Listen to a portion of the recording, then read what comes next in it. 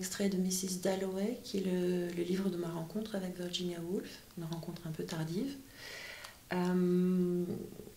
Et en fait, l'extrait que j'ai choisi se situe en début d'après-midi, lorsque 3 amis se séparent après un déjeuner. Et j'ai choisi cet extrait parce qu'il me semble que c'est un petit concentré de l'art de Woolf. On y retrouve notamment la beauté de l'enfance, et puis ces liens qui se... Voilà, elle y dépeint avec en tout cas beaucoup d'acuité, et puis cette petite pointe d'humour qui est la sienne, les liens qui se nouent et qui se dénouent entre les êtres. Alors dans cet extrait, c'est entre des amis, mais dans les pages qui suivent, ça aurait été trop long de le lire, mais dans les pages qui suivent, c'est entre 2 aimés, et j'ai beaucoup aimé comment elle matérialise ce lien sous la forme d'un fil d'araignée qui se déploie, qui chatoie, qui s'étire, qui finit par rompre, ou dans les pages qui suivent, au contraire, qui persiste et puis qui promet beaucoup et se rétracte un peu. Voilà, je trouvais ça poétique et subtil, et je vais donc vous décrire les premiers mouvements de ces fils d'araignée. Et pesamment, majestueusement, Lady Bruton monta dans la chambre et s'allongea, une main posée loin d'elle sur le sofa.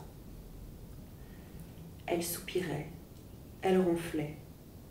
Non qu'elle fût endormie, simplement lourde, somnolente, comme un champ de trèfle au soleil par cette chaude journée de juin, avec les abeilles qui tournoient et les papillons jaunes. Elle retournait toujours à ses champs là-bas dans le Devonshire, où jadis, sur Patty, son poney, elle sautait les ruisseaux en compagnie de Mortimer et Tom, ses frères.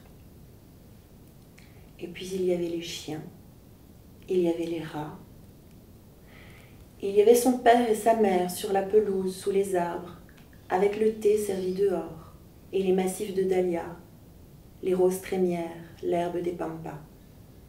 Et eux, ces galopins, toujours en train d'inventer des bêtises, rentrant en catimini par les taillis pour ne pas se faire voir, en piteux état après une escapade quelconque. Les commentaires de sa brave gouvernante sur l'état de ses robes. Mais non, se souvint-elle. On était mercredi, elle était à Brook Street. Ses précieux amis, Richard Dalloway et Hugh Whitbread, avaient affronté en pleine chaleur les rues, dont le grondement lui parvenait du sofa où elle était allongée. Elle était quelqu'un qui avait du pouvoir, un rang dans la société, des revenus. Elle avait tenu le devant de la scène. Elle avait eu d'excellents amis. Elle avait connu les hommes les plus éminents de son époque. Les murmures de Londres montaient doucement jusqu'à elle, et sa main, posée sur l'appui du sofa, se referma sur un bâton imaginaire, tel qu'auraient pu en tenir ses aïeux. Et, ce bâton à la main, elle semblait, lourde, somnolente, commander des bataillons en marche pour le Canada, et ses précieux amis qui traversaient Londres, leur territoire, ce petit coin de tapis, Mayfair.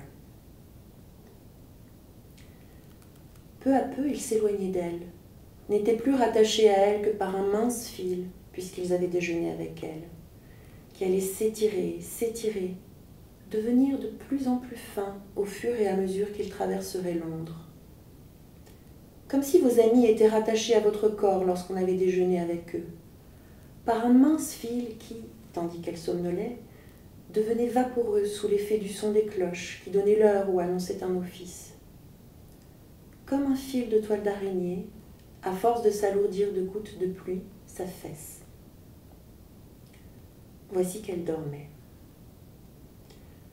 Richard Dalloway et Hugh Whitbread, au moment même où Millicent Bruton, allongée sur le sofa, laissait le fil se rompre et se mettait à ronfler, hésitèrent au coin de Conduit Street.